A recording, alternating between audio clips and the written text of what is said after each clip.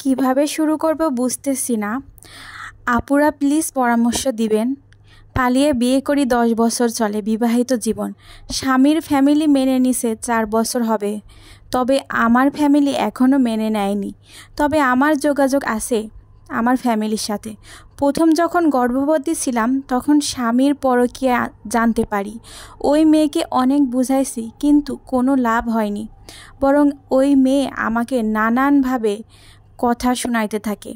ওদের প্রেমে 1 মাস পর হতেই তাদের শারীরিক সম্পর্ক হয়। বাচ্চাটা পেটে থাকতে ওরা সপ্তাহে 3-4 দিন মেলামেশা করতো।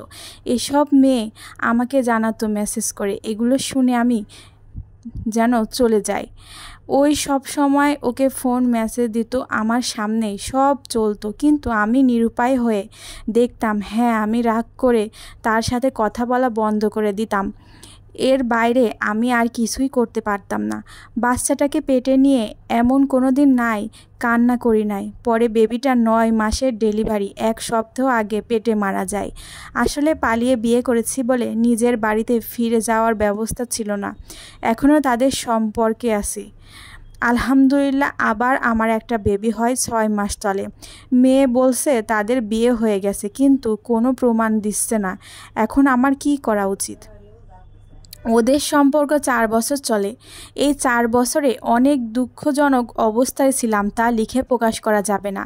আমি একা বাচ্চাটাকে নিয়ে বাসায় থাকি। স্বামী সকাল 9টায় যায়, রাত 11টা-12টায় আসে।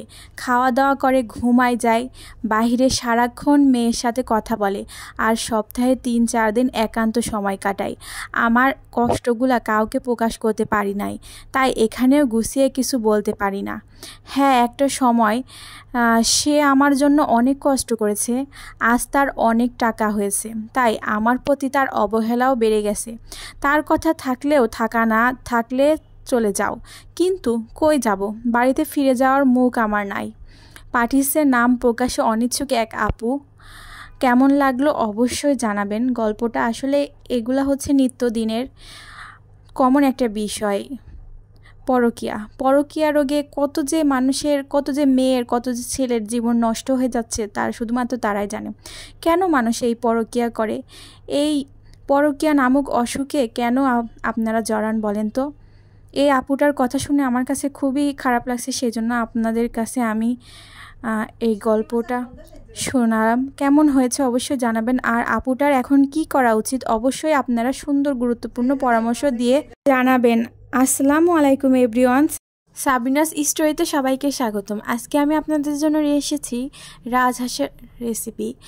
আজকে আমার আম্মু রাজহাঁস রান্না করেছিল, সেটা রেসিপি আপনাদেরকে দেখানোর চেষ্টা করেছি, আর সাথে একটা সুন্দর গল্প বলার চেষ্টা করেছি। তো রাজহাঁসের রেসিপি, প্রথমে আমার আম্মু সমস্ত মশলা দিয়ে ভালো করে মশলাগুলো কষিয়ে তারপর হচ্ছে মাংসটা দিয়ে দিয়েছিল। তারপর মাংসটা সুন্দরভাবে কষিয়ে রাজহাঁসের মাংস অনেক শক্ত হয়, এজন্য প্রেশার কুকারে না দিলে খেতেও ভালো লাগে না। তাই হচ্ছে প্রেশার কুকারে ভালোভাবে কষিয়ে তারপরে প্রেশার কুকারে দিয়ে দিয়েছি যেন ভালোভাবে সেদ্ধ হয়। আসলে আমার দাদুর মানে মুরব্বী মানুষ তো, ওনার হচ্ছে দাঁত সবগুলো উঠে গিয়েছে, এই জন্য উনি হচ্ছে খেতে পারে না। তাই আমরা মাংস বা কোনো কিছু হলে নরম করে রান্না করার চেষ্টা করি যেন আমার দাদু খুব সুন্দরভাবে খেতে পারে। আর তার সাথে আলুও দিয়ে দেওয়া হয়েছে, মানে প্রেশার কুকারের ভিতরে আলুগুলো উপরে দিয়েছি যেন বেশি সেদ্ধ না হয়ে যায়।